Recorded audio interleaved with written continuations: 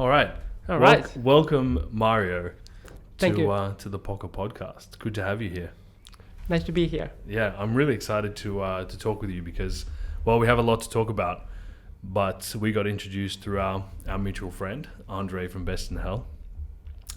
Small plug there for Best in Hell. But you're a really interesting guy. So please introduce yourself and tell the listeners about who you are. Yeah, of course. Thanks once again for for having me here. Well, about me, I don't even know where to start. But I'm 24 years old. I'm at this moment running my second startup called Crave, which is a food delivery app for restaurants that does things in a different way. We can dive a bit deeper into that a bit later. Before this company, I founded another startup called DroppX that is a third-party delivery service for any business. We deliver anything from groceries to food to clothes to iPads in 30 minutes in a very short radius. Actually, with DroppX, we did history in 2020 because we delivered an iPad from Tector in 30 minutes. It was the fastest electronics delivery in Finland. That's awesome. That's really cool. It's a cool medal to pin to your chest. Right. Yeah.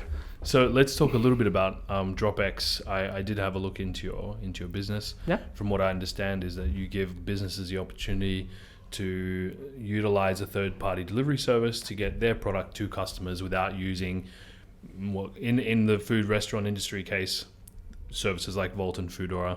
You're acting on behalf of the client website or the retailer's website. You utilize an API, get the information that they need to deliver their product to their customer, and then, as you said, under 30 minutes. Yeah, correct. That's Cool. exactly how it works. Cool. It's a cool business, it's a cool concept, and as the world grows and develops, this is obviously an area where, or a part of the market that's continued to develop continuously. What gave you the idea to start DroppX? Good question. It actually started in 2019, early 2019. We were frustrated that Wolt was only delivering food, right? We wanted to get much more than just food delivered to home with the same, speed. And there really wasn't any solution for that. And actually, DroppX was supposed to be a marketplace for everything else but food. Okay. And what triggered me to actually make DroppX was also bad experiences from companies like DHL and Post-it that you never know when the package is gonna arrive. It takes like 7 days. Sometimes they lose their package, and DHL is the typical example with DHL. They arrive to your place, they ring the doorbell, and before you even get to open the door, the guy is already completely gone. So then you have to go to a pickup point and get your package. So it just doesn't make any sense, and it's still the same nowadays. But yeah, so these all problems are our vision on how to solve that was through a marketplace. We built our app for 8 months, and we started to find the first business customers, but actually it never really worked out. It never really penetrated the market the way that we wanted. And we always got this feedback that they don't want to be in a marketplace because they already have their own online stores like Shopify, WooCommerce. And for them, it didn't make any sense to be on a marketplace. But I would say 90% of those, they gave us this feedback that they don't want to be in a marketplace, but they want to offer faster deliveries. So then we started to think, wait, how about we just forget about the marketplace and we focus on, bringing a solution to this specific need. So we were listening to the market, right? And this is something that we should actually have done way before. So listen to the market, what the market really wants, instead of just from your own head building a solution. Okay, so Entrepreneurship 101. Yeah, really interesting that you started that way, and it's interesting to hear that you didn't approach the market opinion first. Yeah. We spoke in the previous podcasts with other entrepreneurs, and we actually spoke about these challenges as a new entrepreneur. It can be hard to get out of your own head and think, oh man, this is surely people want this. It's also interesting to hear that you wanted to start with a marketplace. Can I ask, kind of, when you were thinking about that, what was the plan regarding like inventory? Were you going to hold certain products in stock? How were you going to kind of deal with the marketplace, before the delivery? Yeah, that's a really good question. We encountered that challenge with bigger businesses, like for example Lidl. They were actually the ones who wanted to have both a marketplace and the delivery solution, but as you know, like they have a huge inventory, and at that moment they didn't have any way how to synchronize their inventory with our app, so it would have been impossible to really do deliveries for them, because say you add a milk to your cart and then the milk is not available. What do you do? Yeah, and there's also lots of locations, lots of stores. So Yeah. that's kind of a huge, project or integration to work with supermarkets. And I think supermarkets even today, they're trying to find delivery solutions with third parties, and their marketplace or inventory management is definitely a big challenge for them. Yeah. Cool. So the idea developed into now a third-party delivery system, and then who were your first customers or your first clients with DroppX? How did that kind of start off? Yeah, so we started operations in October 2020. That's when we did our first deliveries. We started with some restaurants and some electronic stores. They are two completely different worlds. Like when it comes to food, you can't be late, right? Because if it's hot food, it's gonna get bad, and the customer is gonna be hungry, and on top of that, customers are hungry, which makes them angrier if you're late. So on the other hand, when you were delivering like e-commerce stuff, like clothes or tech, you don't have to be there like at exact time. There's a little bit more understanding from the end user side. But we had a small pilot with some customers, and we went delivering in a very small area. And after that, we've been growing, going to other segments. Like nowadays, we do grocery deliveries from many different chains in many different areas in Helsinki metropolitan area. We deliver like fashion, and we deliver a lot of things nowadays. So as a new entrepreneur, you had a new concept, you found clients. We spoke a little bit before that you then went and got funding. So did you find some investors that were willing to invest into the project, or how did you find how did you find or locate that funding? I think for a lot of entrepreneurs, that's a really interesting part of the process, is about how to fund your project and fund your vision. Give us a little bit of breakdown on that. Yeah, absolutely. So I would say that to make a successful pilot or successful company, the main things that you need in the beginning are like a good product, MVP. Then you need some funding and a good team. If you have all these, you're on the right track. But funding is one of the hardest things, especially in the beginning. And if you're young like me, or if you really don't have much track records from before. So for us, how we got our first ticket, which was a small one, but it gave us the possibility to kickstart our pilot. It was through connections. So one of our founders knew a guy who was interested into this market, and the guy, he believed in this project. He gave us a small ticket, but more important, he was also giving us support and helping. I think that's one of a really important thing, especially when you are early stage, that don't just look for the money, also try to get the support. So the so-called smart capital. Yep. strategic partnerships. Yeah. Yeah. Exactly. So at that point, had you discovered how much money you would need to move forward, and you had presented this to him as a business model? He found it interesting. He became a strategic partner. How many partners were there in DroppX, or are there currently? At this moment, we have more than 200 business partners. We are operating in Helsinki metropolitan area and also in Tampere. And that we've been growing like very fast. Of course, in the beginning, the growth rate wasn't that fast because we were still finding what is like the sales ingredients that we need to, I always think when you do sales that it's about ingredients. Like you're making a food, when it tastes good, people are gonna buy it. So it's the same thing. Yeah, that's really interesting. That's an interesting concept. I haven't heard of that before. Interesting. I might have to apply that to some of my own sales techniques. Give it a try. Cool. So moving on from DroppX quickly, you've recently started a new startup, Crave.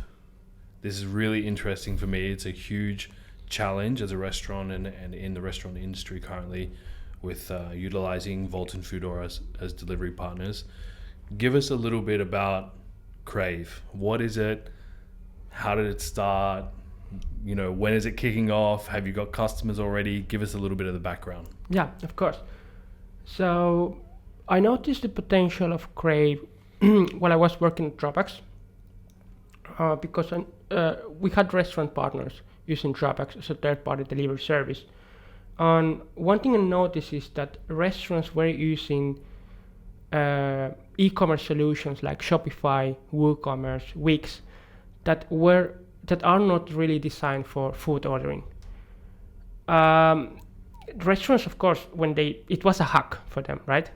They saw the opportunity. They saw that, okay, we could use Shopify that is designed for clothes, and I could just add my pizzas there, and I need a delivery service like DroppX. We connect them, and we start delivering pizzas, and we save 30%.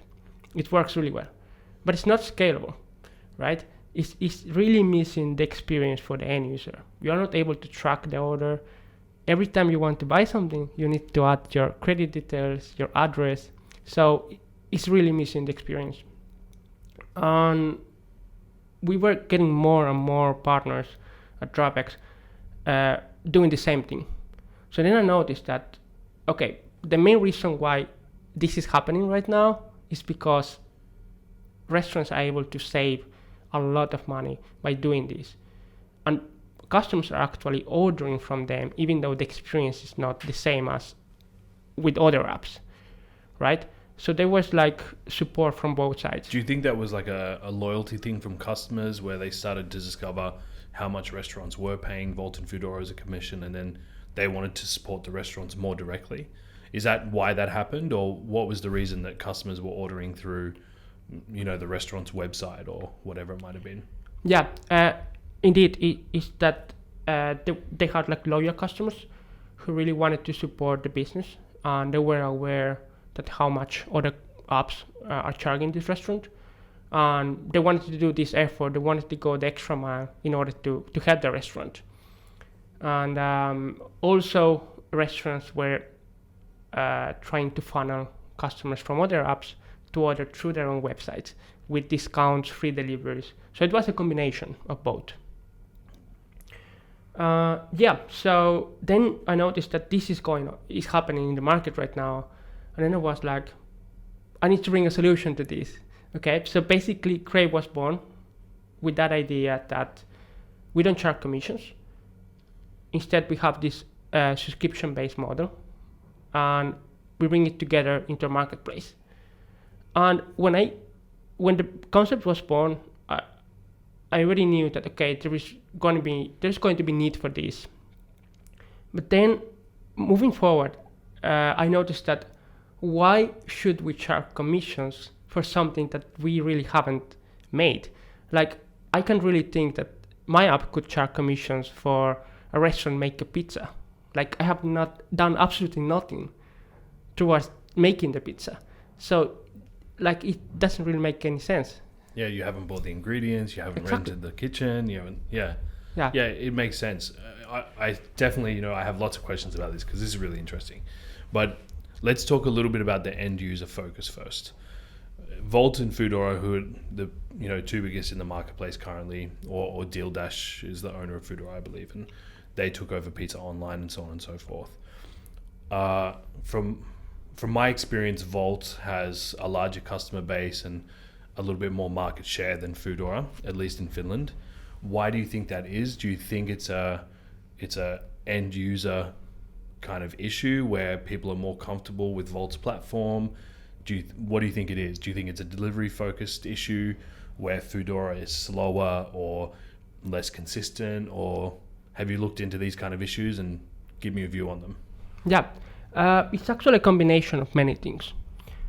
One of the main things is that why Wolt is bigger in Finland. Okay, it's because Wolt is Finnish, right? But on top of that, Wolt has a superb customer experience, customer service for the end user, right? Wolt is designed for people to order food, and it's not. On the other hand, it's not friendly for the restaurant, but I think that Wolt has been designed for people to just order food and it being convenient, and they have focused on that, on being easy, smooth, having a really good customer service, and that's how they are bigger. I think Volt's challenge, right, is well, they're a tech company that's applied a logistics side, and we know that the logistics side of this business is the heavy component, the part which makes this whole thing really, really complicated. What's your solution for Crave's logistic side? I know that Foodora and Wolt have always had issues in how drivers are paid. Are they paid by delivery? Does that meet kind of the industry minimum or the minimum wage expectation within the Finnish laws, etc., etc.? What's your solution for this? How is it working with your drivers? Do you have drivers currently? What's going on that side? Yeah. So I'm gonna tell a little bit more about like the structure of companies like Wolt and Foodora versus Crave. Yeah. So what Wolt does is that they take care of the delivery, the logistics, right?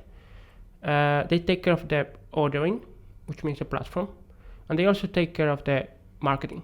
So they bring customers to you. I remember one investor once told me that Wolt is the Google of restaurants. People go there to find restaurants, right? But this combination is way too expensive for restaurants. It's not sustainable. And what we did with Crave is that we basically took all those three things, and they are all like separate things. Crave itself, its main thing is the ordering platform. The logistics is done by a third-party delivery service. We usually our goal is to look for the best delivery service available in that area. Like DroppX. And we partner with them. We are currently thinking about having a small pilot of our Crave delivery, like in-house, to test which one is going to bring, better benefits in the long term. And this takes me to, we want to really take care of the drivers. And we see that the best way for us to do that is by having our own team of drivers. And it's a very challenging place for us to really make a big difference. We can do really quick fixes, like paying the drivers more. That's already one thing. But you can support drivers in many different ways. For example, you can create events for them to build a community, kind of build a family. Okay. Because something I noticed with DroppX, we have had a total of like 300 drivers in our network, and I always aim to ask them, okay, what is the difference between Wolt and DroppX when you're doing deliveries? And they usually tell me this, that working for Wolt and Foodora is very lonely, because they are usually by themselves in the car. They go to a restaurant like all in a rush, and they try to get the food, then they drive super fast to the end user place, and sometimes customers don't even say anything, and nowadays you have to leave the package behind the door. It's super lonely, and they are usually like foreigners that they don't speak the language. So basically you're a foreigner that comes to work and doesn't have any support, any network, and that's something that really affects them, their well-being, their mental well-being, especially if you think the Finnish winter, the darkness and everything. So it's a combination of many things, and there are a lot of things that we could do to make the work easier. Then if we go into this, that should we employ the drivers, right? It's a possibility. We actually piloted having our own employee drivers at DroppX. The benefit for drivers is huge. Like they see the difference straight away. But the biggest issue is profitability. It's actually not profitable for the company to have employed drivers. The main reason is that this whole business model is based on the on-demand, and the on-demand is super unpredictable, right? If I have now an employed driver, I need to book a shift for this person, let's say 4 hours a day, and if we expect to get during those 4 hours like 20 orders based on last week's same day demand, and now it doesn't happen, right? Because, for example, it's sunny and we doubt that it's going to be rainy, then we lose automatically on those 4 hours. Yeah, for sure. And I think this is now when we talk about the overall business model being a subscription model rather than a pay per delivery model, that's where the challenge comes in, right? Because you have a fixed amount of customers in a fixed area, and those customers need to meet a minimum of deliveries per day to make it justifiable for the expense of employing a driver, etc. So do you have concerns though that employing a third party to do those deliveries based on a subscription model might also run into profitability issues, or is that something you've kind of modeled out? Yeah, actually our subscription-based model is just for the ordering platform. So we charge restaurants a flat fee of €2 per delivery, and it's always €2 regardless of the distance or the cart size. And those €2 combined with the fee that the end user pays, which is around $3.90, $4.90 depending on the distance, that all goes to the driver, right? So at this moment, for the logistics side of Crave is still on demand, because it's especially for us in the beginning is the most scalable and less risky way of starting our own delivery. Yeah, that's really interesting. Yeah, so and it's really cool to hear that actually that delivery is going all to the driver. So if the driver can do, let's say 4 deliveries in an hour, which I think in at least Helsinki city center it's possible. Assuming that the base fee is $4.90 for the customer and €2 for the restaurant, it's $6.90 times by 4. It gives you like a decent, hourly salary if you take it into consideration. Exactly. So will these drivers then? So the third-party delivery drivers, do they usually have their own businesses like Toimanimis or like sole trader businesses, or they're directly employed by, for example, DroppX or whoever the third-party delivery is? It's a combination of things. Like you can find a bit of everything. And what we noticed that the best is to work with a company, like an actual company that has drivers under them. And one thing that we notice is that there are companies, small driver companies, who have employed their drivers. So basically we have between us and the company an agreement, and we pay per delivery, but then they take care of their own drivers in a very ethical way. So I think that is the best, but it's a bit difficult to find those kind of companies at the moment. It's not so popular yet. Okay. Interesting. How many third-party delivery companies are there in Finland? Is there a lot now, or is DroppX the biggest one in the Helsinki area, or I don't know any of these numbers, so it depends what is the segment, right?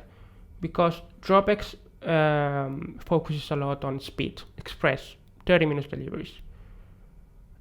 When it comes to that, third-party express delivery company, DroppX is the biggest, okay? But when it comes to, for example, bulky or, how to say, like creating routes and not really speed related, there are much bigger than DroppX. Is that when we start talking about, PostNord and DHL and these kind of companies? Or is that a different category entirely? That's a different category, yeah. Okay. I would say that PostNord, DHL, they are so-called legacy delivery services. But I was talking more a little bit like, for example, A to B, Golden Delivery, Bring.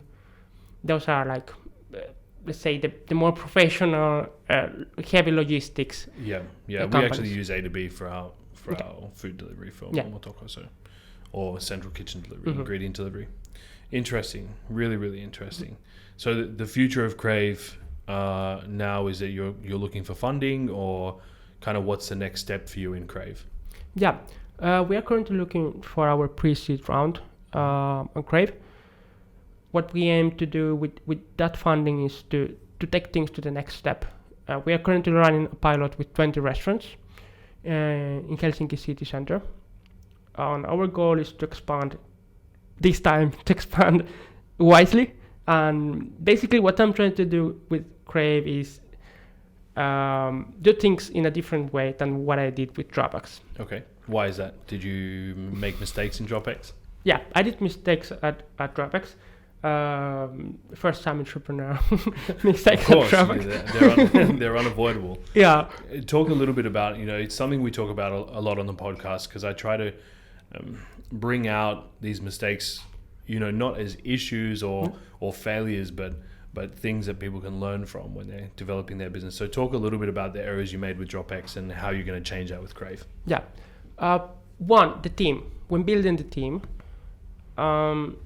it's very challenging if you don't have enough funding, because what every company needs is to have the best talent you can ever find to actually make that company successful. And I have always this thinking that it's not about the idea, it's about the execution. Like, a lot of people have ideas, but it's about who do you have in the team executing that idea that really matters the most. And that's very challenging in the beginning when you are not able to really afford top talent. So then you have like two options. Like, you try to find somebody who doesn't have the skills, but it's gonna get you somewhere, but it's the budget that you have. Or you try to somehow bootstrap and give a lot of shares to top talent and maybe have limited workforce. And this is, I think, one of the mistakes I did in the beginning, that we were taking in people to the team who maybe were not the right one to take the company, further. So basically, I should have thought a bit longer term with this specific team member, that how this person is gonna evolve inside the company, and how this person is gonna take us to the next milestone. That is one of those things that I have already changed, because Andre is a good example that he's top talent. He really knows his thing, and I can see straight away the value that he can bring now, and the value that he can bring the next 6 months, 12 months, and 5 years. It's really interesting because something that I do with Momotoko, and when we talk about building teams, a huge portion of that for me is also exactly about that, about evaluating where the company is going to be in, not just the next 3 months, but 12 months, 24 months, and how that individual can grow within the company. We spoke a little bit before the podcast. A big part of why I enjoy being in business and being an entrepreneur is being able to provide opportunities for people to improve their career and create opportunities for them. it's awesome to hear that you kind of recognize that also from your first business and now with Crave. I think identifying individuals that one are talented is important, but also show a specific type of commitment or interest for how you're going to grow and develop the business long term. I think finding people that are going to kind of stick with you through the mud and then not become inactive shareholders is a really, it's a tough thing to do, because sometimes the face value of an individual is not necessarily the way in which they act or react to being in a sticky situation, especially when, we see this in tons of businesses now throughout COVID, when, the proverbial shit hits the fan. These talented individuals that have tons of experience end up in this kind of area of the business where they don't show much interest in getting it through, what it's going through. Yeah, absolutely. So, I hope that I really look forward to seeing how things develop with Crave and how you develop your team. Who are you looking for in your team next? And you've got Andre looking after the social media, the content marketing side of things, and as your CMO, is that right? Andre, he's the Crave CMO. Cool. Yeah. And who's next on the list? Who's next that you need to find and bring to your team to make things go forward in the way you want them to? Yeah. So I have two roles in mind that is gonna take this company to the next level. One is growth, so getting partners, restaurants, building a customer success experience. That's one. And the second one is the technology part, right? Because we need to evolve, make a better app, bring new features to restaurants. And those are the two roles that I'm looking for. So Chief Growth Officer and Chief Technology Officer. Okay. On the tech side, have you developed a platform already and a marketplace already, or is that something you're still working on?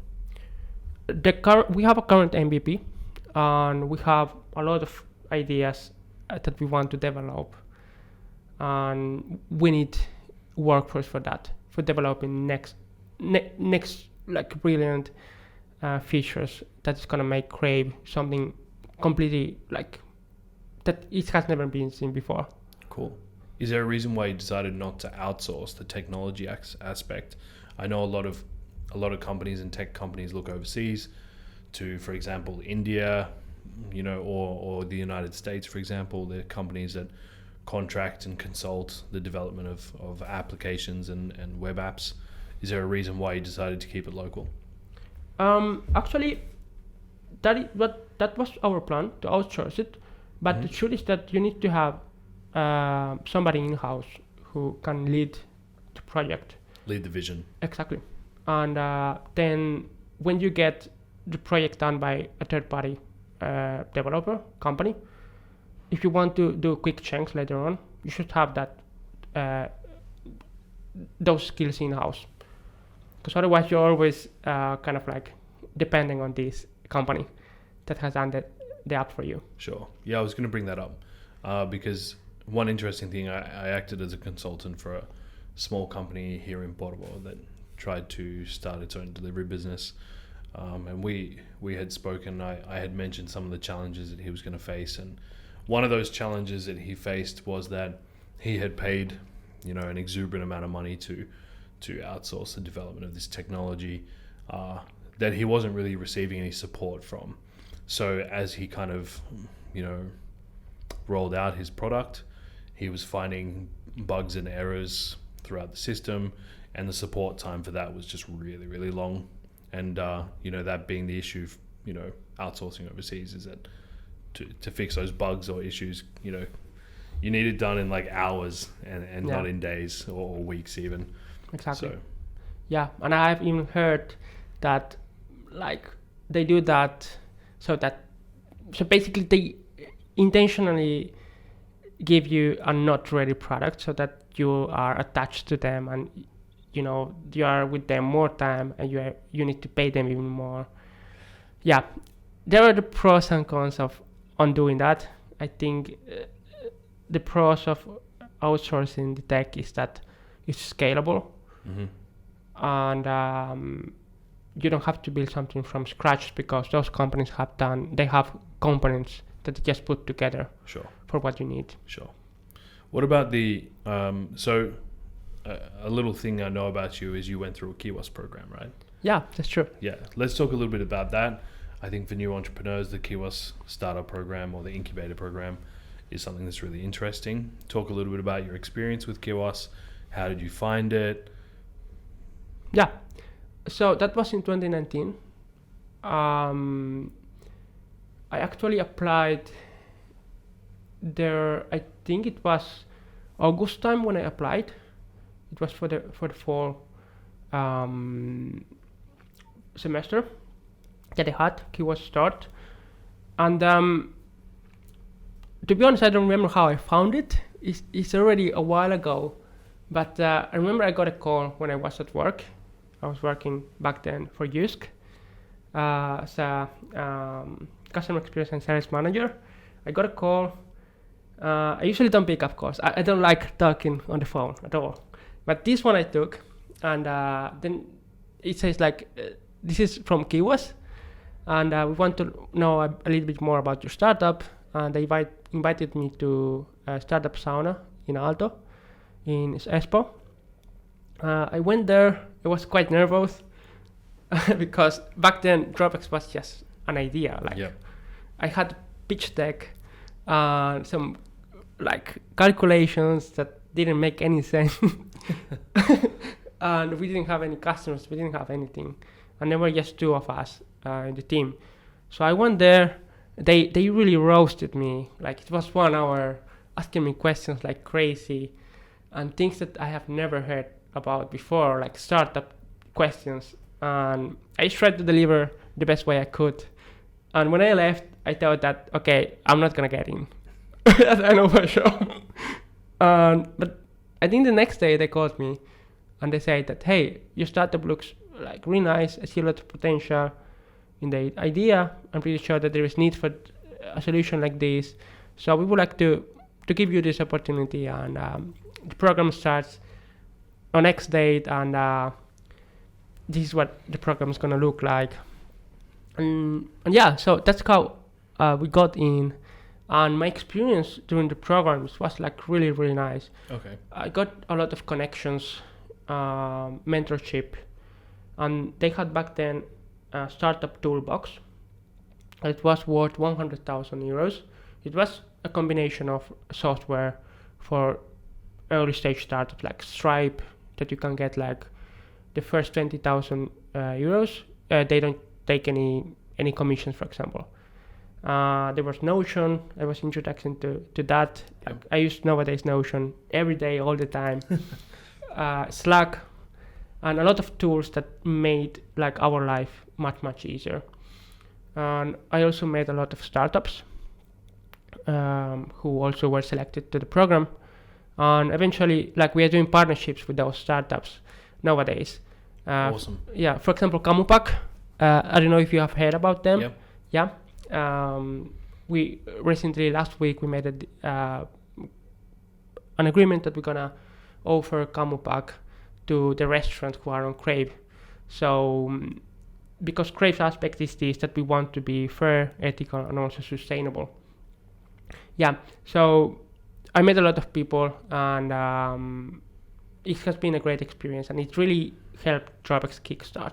Cool. For people listening that don't know what Kiosk is a startup accelerator program where you're provided with, well, you apply, and for those selected, as you said, you get provided with mentorship, and also you get an introduction to some investors also at some point, right? Yeah. That you can Correct. pitch your product to or your business to. I think I haven't been a part of the Kiosk program, but it is something that I've been following. It's also something that I look for, new startups and new opportunities, and from an investment perspective. And I think for people starting a new business, Kiosk can be a good opportunity to put, especially for those people that just have ideas and would like to get some feedback on those ideas. I think it's a good place to start. Would you agree? Yeah, I absolutely agree. It's a great place, and what is the most beautiful thing for me, like today, after having been in the program, is that of course, not all the startups are nowadays, like, they don't exist. All of those don't exist, right? There are just maybe 10% who are still alive. And the most beautiful thing is that we were all back then, like, at rock bottom. We didn't have anything. And today we have done something. And you can see who are the ones who are still, up and running. And that is something that, even though you get the support and the network, it's a lot about how you execute. It takes me back to that, and how you're able to build your support network. There's a really the execution side that you bring up and you've brought up now is really, it's a key aspect to a startup. And I spoke with in the last podcast also that so many businesses started from a passion, and then understanding how to monetize that passion can be really complex. And in some cases you don't even have a passion, you just have an idea for a market need, and that can be even more challenging because you need to force yourself into a mindset that really puts you in the deep end of the swimming pool of what's the product the customer wants, what are they looking for, how do they want to use it, how much are they offering to pay for it, so on and so forth. And programs like Kiwas can be a good opportunity to test all those questions. So really interesting to hear, and great to hear that you had a positive experience with Kiwas. Absolutely. Cool. So do you have any other business ideas on your mind? You're a young, motivated entrepreneur, 24 years of age, right? But you're not born in Finland, you're born in Spain, right? Yeah, correct. And you moved to Finland at the age of 12. Cool. Thrown in the deep end here as well with the language, I'm sure. Same challenges I have on a daily basis. But it's awesome to hear that you kind of found your position here, that you really want to contribute to the Finnish marketplace and the Finnish way of doing business. It's really great to hear. So tell me, what's on your mind? Have you got some little ideas willing to throw around? Yeah, actually, I use my iPhone's notes to write down all the ideas that I have. And I have way too many ideas. And that's sometimes a problem to me, to really focus on something. Nowadays, I'm starting to learn that if I'm going to do something, I'm going to focus on this fully. And I don't know, I just can't stop getting those ideas. And I always wonder when my friends ask me, how do you get those ideas? Or when I talk with people and I ask them, do you want to make your own company? And many say that yes, but then they say after this, something that I have heard many times, that they don't know what. And they say that I haven't had the great idea. And I'm thinking you don't have to wait for it. It just comes. And the best way is that you live your everyday life and you wait for a second and you think, how could you do this exact same experience even better?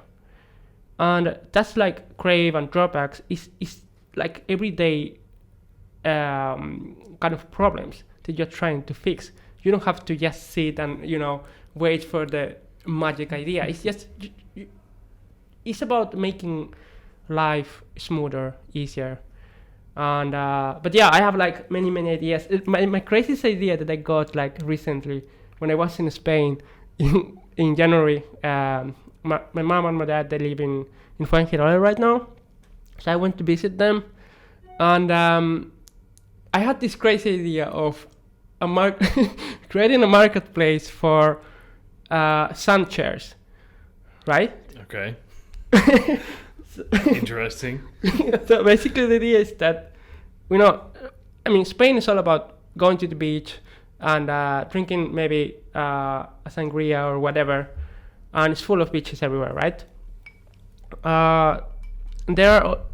It's aurinkotuolis. What is that in English?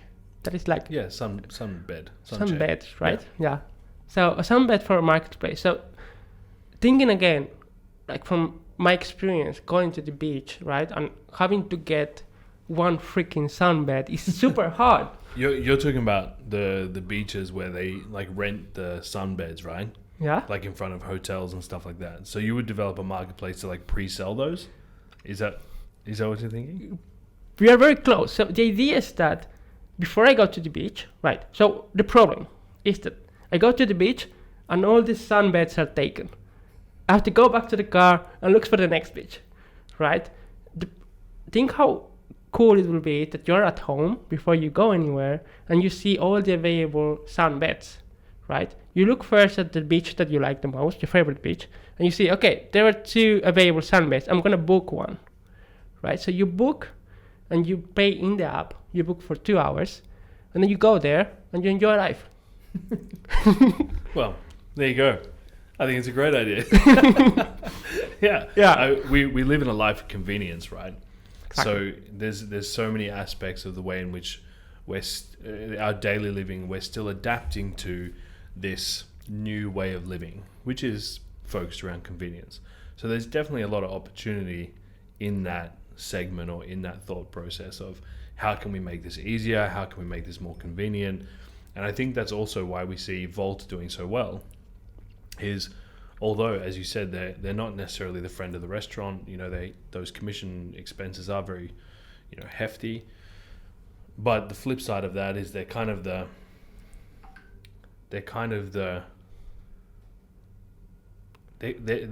required for you to do business these days because so many people are looking just for the convenience of delivery and the convenience of not having to move from their couch, and they get their food at their door and they know exactly when it's going to arrive, and they can start the movie exactly at the time the food's going to arrive, and so on and so forth. So it sounds like the way in which your brain works is focused around solving problems, which for entrepreneurs, many people know what the solution is, but they're not 100% sure how to solve the real problem. Identifying the real problem is something that can be challenging. And then putting the team around that is needed to really solve that problem long term is the next challenge. Exactly. But it sounds like things are going well for you. It sounds like Crave is, has a lot of opportunity in our current market, and I really look forward to seeing how it develops. So you're going to do a pilot, you said, with 20 restaurants. You already have those restaurants selected, or? Yeah, we are actually live already. We launch in January, 15th of January. So a bit over a month we have been live with those 20 restaurants. And so far it's going really well. The pilot restaurants, they have managed to sell over 5,000 euros through our marketplace. Okay. And if you calculate that into savings, we're talking about more than 2,000 euros in savings from an app that we have really used 0 euros in marketing. For this pilot, who's been the delivery partner, or who are the delivery guys been? DroppX. Okay. It's been outsourced to DroppX. Okay. And we were 45th in the App Store charts of food and beverage of the whole Europe last week. Yeah, with Crave. I saw that actually I think it was on your LinkedIn. I think I saw. Yeah, That's cool. That's like, awesome. And we use 0 euros of marketing, and that's just like we are in the pilot, like I say, and we are still experimenting things, trying things, and from a small pilot, the results that you can get from something like that has there is a lot of potential in this market, and people want to support restaurants, but of course there is the downfall that a lot of people just don't know that apps like Wolt and Foodora, they charge 30%, which is is huge, but a lot of people they just don't know about that. Yeah, 100%. Yeah, it became more publicly known throughout the COVID period because so many restaurants were trying to find alternative solutions to getting their products and getting their food to customers a different way other than using Wolt and Foodora. And a lot of people don't know that. Volt's going to hate me for saying this, but when there's free delivery, it's free for the customer, but the restaurant actually pays the delivery fee on top of the commission. Yeah, it's crazy. So if you have a basket size of 15 euros minus 30% minus 3.90, you can do the math. it leaves very, very little Yep. to even make the food. And it's also why that when free delivery comes up with Wolt specifically, Momotoka doesn't participate in those campaigns, only purely the fact we can't afford to do it. I think there's definitely a market for Crave. I think you'll definitely have a lot of challenges ahead, especially on the logistics side. And as you said, logistics is very challenging. It is. It is. Communicating with the customer and lining that up with logistics is even more challenging. And so the marketplace that you plan to put forward, is this going to be an app kind of like Wolt and Foodora, or do you still plan to sell through the restaurants' websites and stuff like that, or how is it going to work long term? Yeah, we have two channels. We have the app that people can download. It also works on the web, but also restaurants can add a button on their own websites where people can order from. So for the restaurant, it's better because they're able to get orders from different channels. And Crave is not just about, food delivery. There's much more to that. For example, we are working on a loyalty program that is basically, it goes down to the restaurant, it's restaurant level is what we call it. So basically, if I order from Momotoka, you as the restaurant owner, you can decide the rules and the parameters on how do I get points from your restaurant. So the more I order from your restaurant, the more I benefit as an end user, and also you do, right? So we're working on that feature, on how to create a stronger bond between the restaurant and the end user through our app. That's a really key aspect, I think, because Wolt and Foodora, they had that customer loyalty, but to them, not to the restaurant, right? Exactly. So same with the way in which lunch cards would work in the restaurant, but Wolt and Foodora don't bring it all the way back down to the restaurant level, whereas with Crave, you're trying to achieve that. Exactly. And on top of that, Wolt and Foodora, they don't give permission for the restaurants to use their data, right? So because the data is owned by those companies. And with Crave, the restaurant owns the data. Like, those are your customers. And so that's also one thing that is making a difference there. Because, for example, you can send a newsletter to your own customers and saying, hey guys, now we have a flash deal or new product coming soon, give it a try. And in the end of the day, like, Crave doesn't benefit if you get 1,000 orders or one order, right? Because we get a monthly fee. But it's our benefit that you get a lot of orders, because the restaurant's going to be happier and it's going to be more sustainable for the community. So that's where our benefit lays. And on top of those features, like, we want to create an ecosystem where restaurants can give convenience to customers in the new era, right?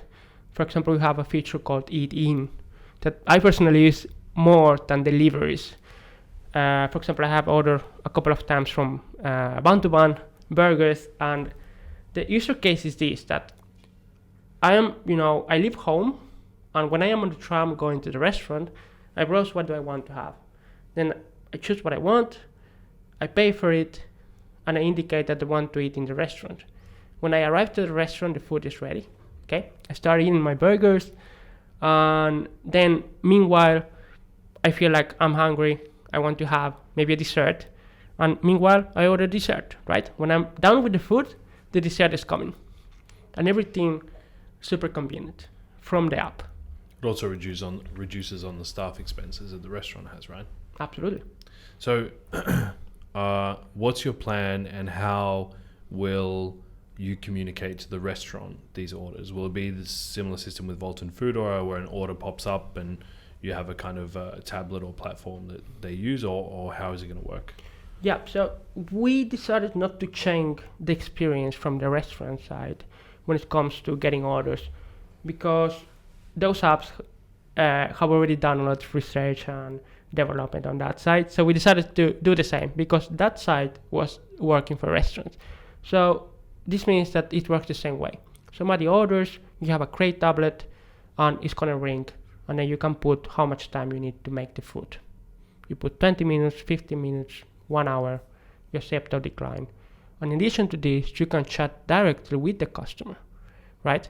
So there is no like middleman like involved. If I want to, for me it's impossible to chat with the restaurant through Wolt or Foodora. Yeah. But with Crave, I can chat directly with you and the other way around, the way it should be. So what you want to do is like if I would be in the restaurant, but through the phone. Okay, that's really interesting. How are you going to manage the delivery parameters, the delivery time parameters? For example, Foodora now works off an algorithm based on your average delivery time. Wolt and Foodora, you can select the preparation time for the food. What's your system going to be, and why did you choose to go that way? Yeah, in the beginning for the pilot, thanks to the experience I got from the logistics, the easiest way to do this is to agree with the restaurant that what is the average time that they need. And we also try to match it with what is our delivery capacity, delivery speed, in order to match expectations. Because it doesn't make any sense for us to promise you 10 minutes delivery if we don't have the availability, right? So at this moment, we ask restaurants to put always a minimum of 20 minutes, right? And then there is another 20 minutes for the delivery. So we have like a standard 40 minutes delivery time, like is the maximum that it could take. But of course, if the restaurant is full house, you can always put more. But there is this minimum 20 minutes just to make sure that we deliver on time. Cool. I think that's a good method to go through. I think the expectation of being able to prep food and then deliver it within like 20 minutes is just, it's not realistic. And I don't think there's any restaurants that choose that 5-minute button. To be honest, in most cases the orders are coming during peak times. Most people eat around the same time, so that's unavoidable. Do you have concerns about how consistent you can be with the delivery times, or is that something you plan to just kind of solve as you go if you find those challenges? Or what do you think the challenges will be that you'll come up against over the next, let's say, 12 months? With Crave, I would say that the main challenge is going to be to educate customers, right? Because it can easily go into this that end users just think that Crave is, okay, it's another delivery app. Now there is 3. Why should I try Crave? So that's going to be the most challenging. To expose what's going on in the online food ordering market. Educate people that, hey, actually when you order through this app, it costs the restaurant this much. But hey, there is another solution that is actually beneficial for the restaurants, and it has other features like loyalty program, eat in, and other things that are coming. Give it a try. You are helping the restaurant.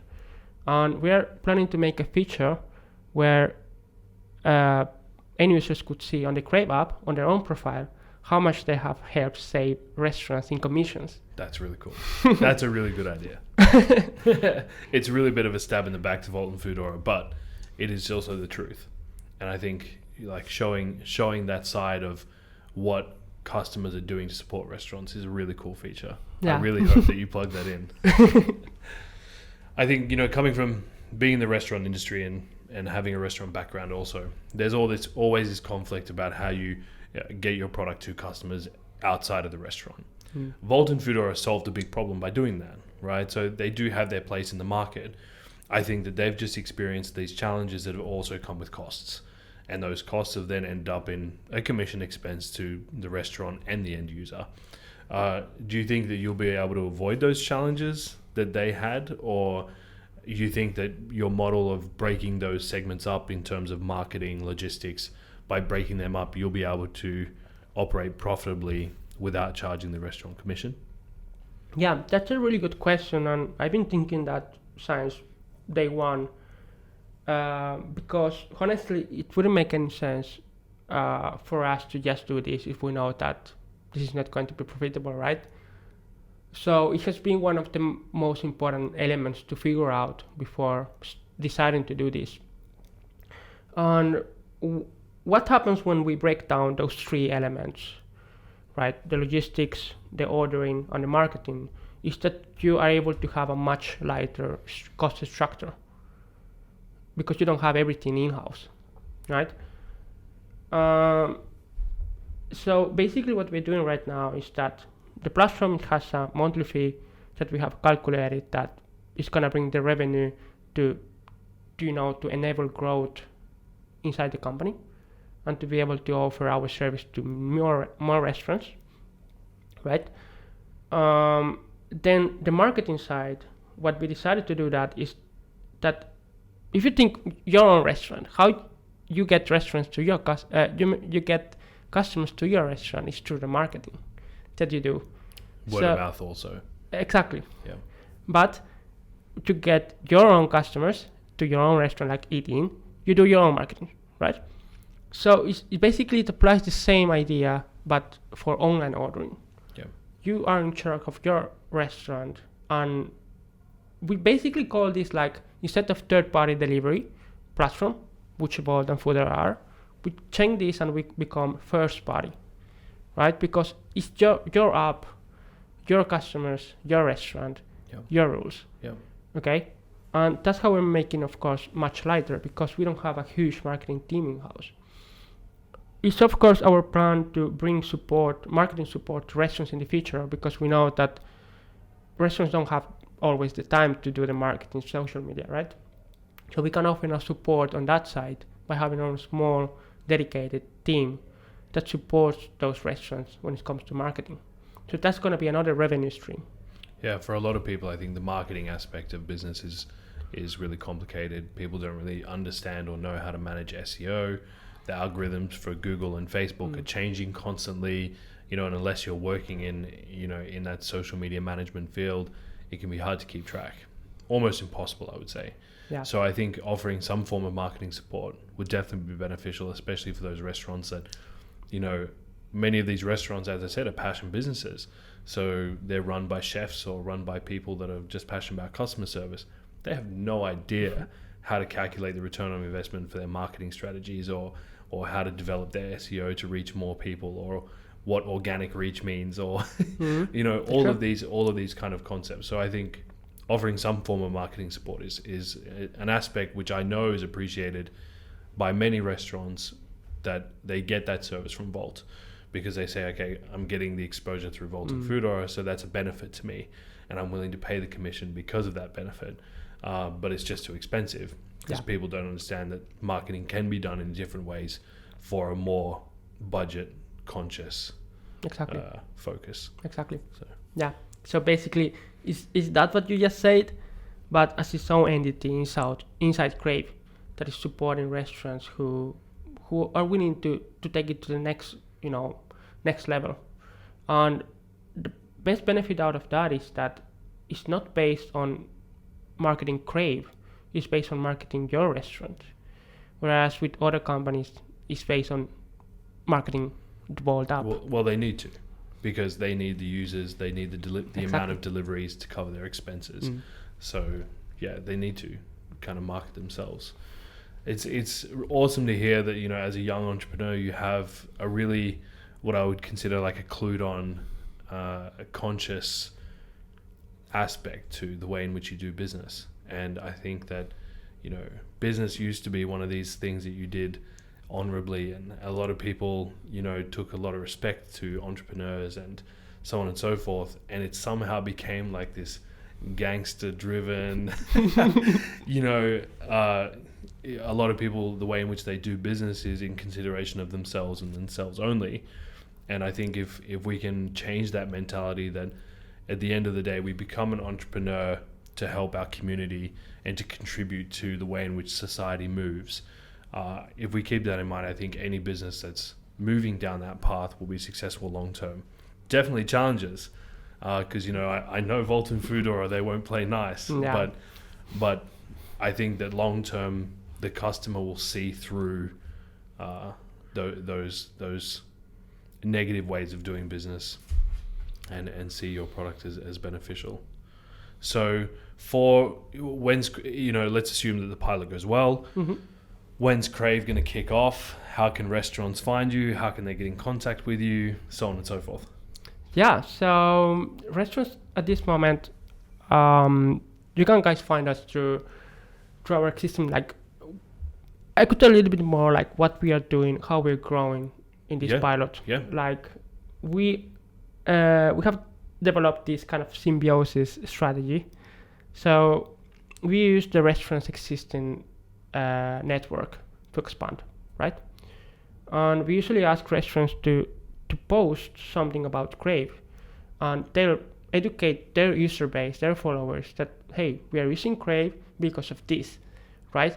And already through that, because restaurants follow restaurants, like there is a community, and already through that we have got a lot of inbound restaurants saying, hey, I found this, I saw this there, tell me how does it work.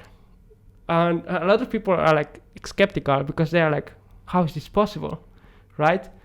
But yeah, like that's our strategy right now, that we use existing networks to grow.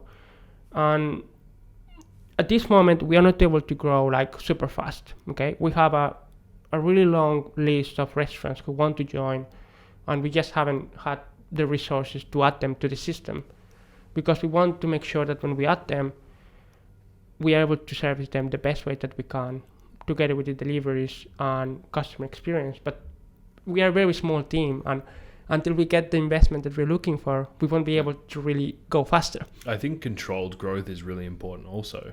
And, I've spoken with many entrepreneurs about this, that, growing is awesome and building revenue is great and developing profit is fantastic. But at the end of the day, if you're not able to sustain that long term, then there's no benefit to that. And you'll only see your business decline in areas which are really key aspects. For example, like end user experience, business profitability, so on and so forth. So it's controlled growth is really important. I think that a little bit more patience can be shown from both the end user and from the businesses that are looking to come on board with Crave. And I think that if you communicate with them in the right way, and you communicate with them in the way that says that you're doing, you're looking to control your growth, to maintain your quality of experience, and so on and so forth, I think there should be an understanding for that. I don't think you'll necessarily lose potential customers because you decide to, stagger your growth or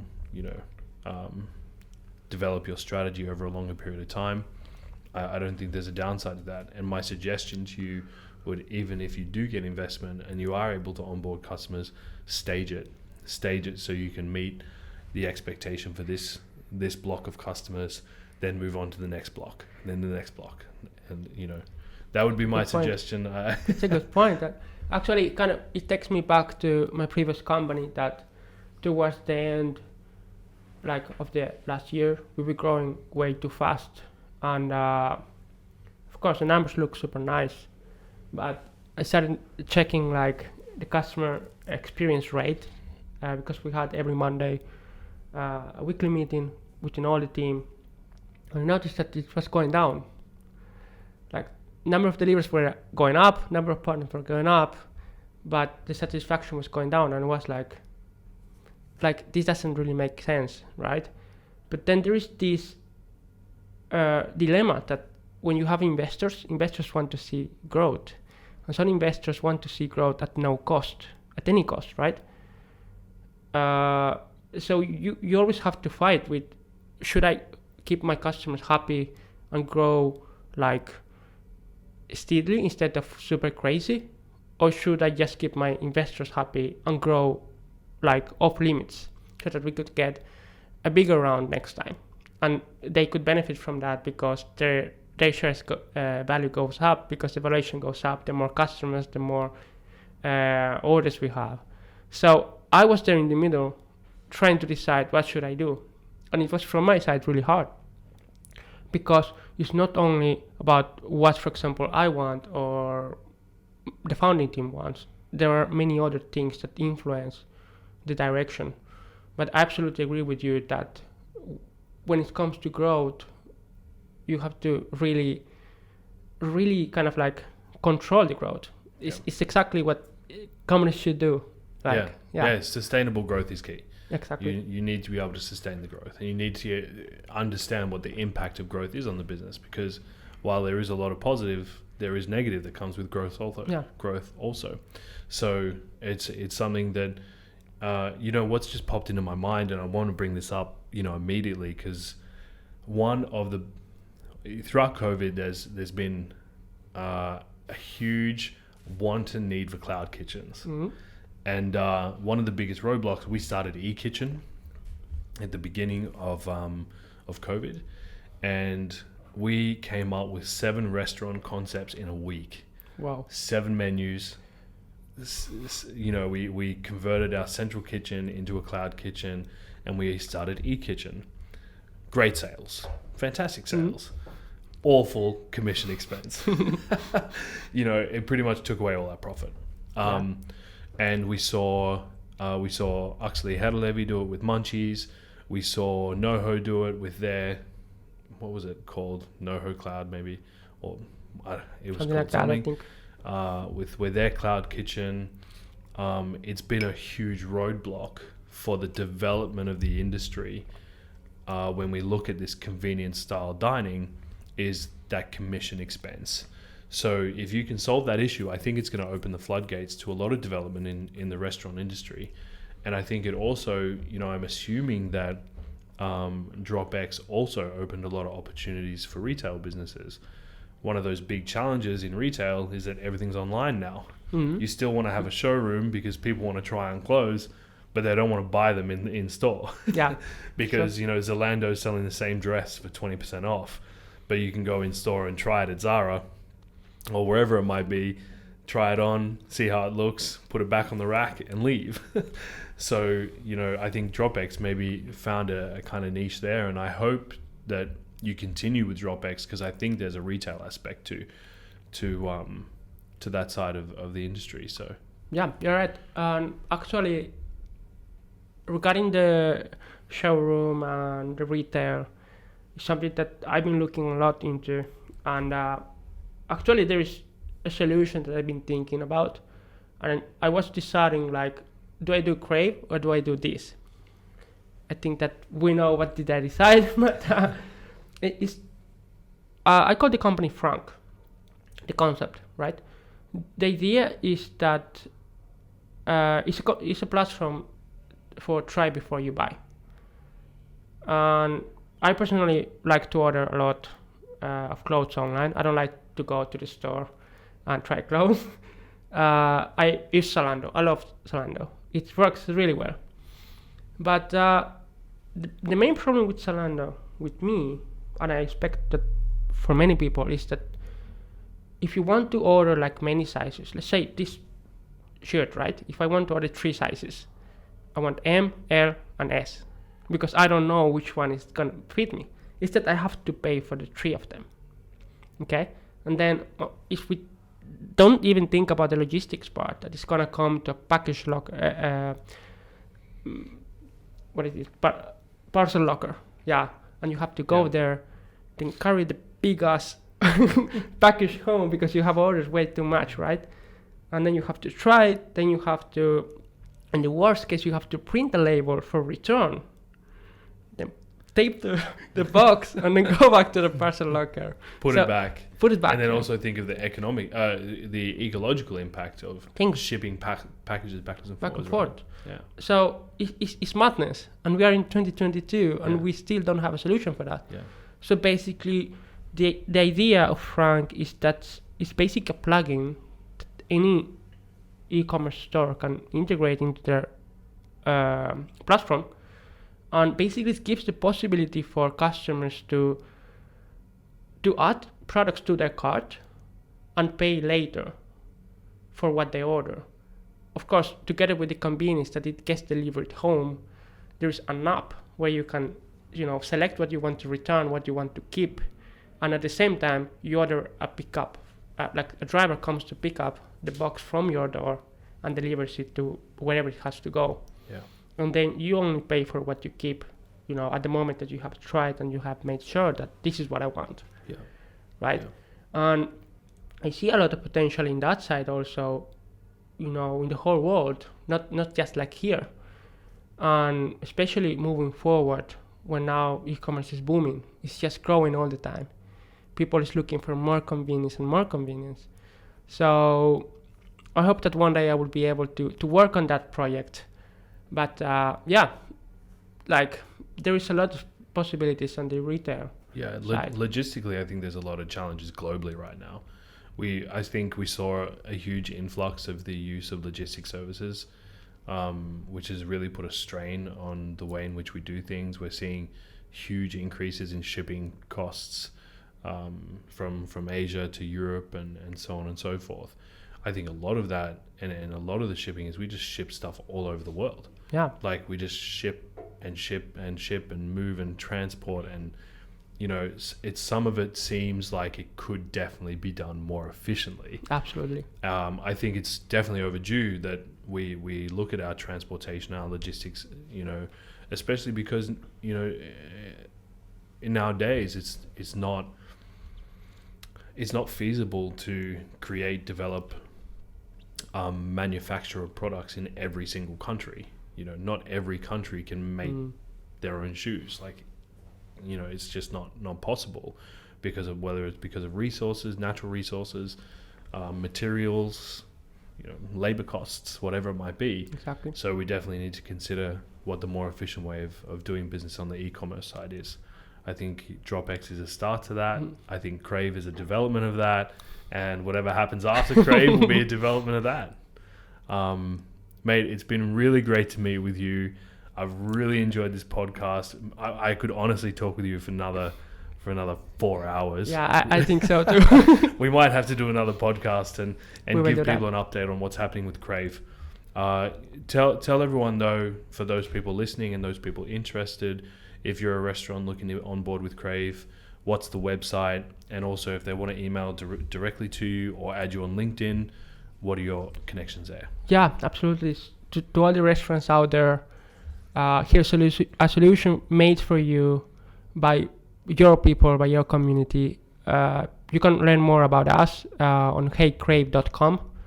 You can, if you want, just send me an email at Mario at heycrave.com or just add me on LinkedIn. My name is Mario Henningson. You can find me there, and I'm gonna make sure that we're gonna set up your restaurant and help you really make business sustainable in the new area of online ordering. Awesome. Awesome, man. It's really, as I said, great to talk with you. Let's do another podcast in the future, and I wish you all the best with Crave and also with DroppX moving forward. Thanks a lot. Cheers, it's been really fun. I'm glad you enjoyed it. Thank you. Cheers, man.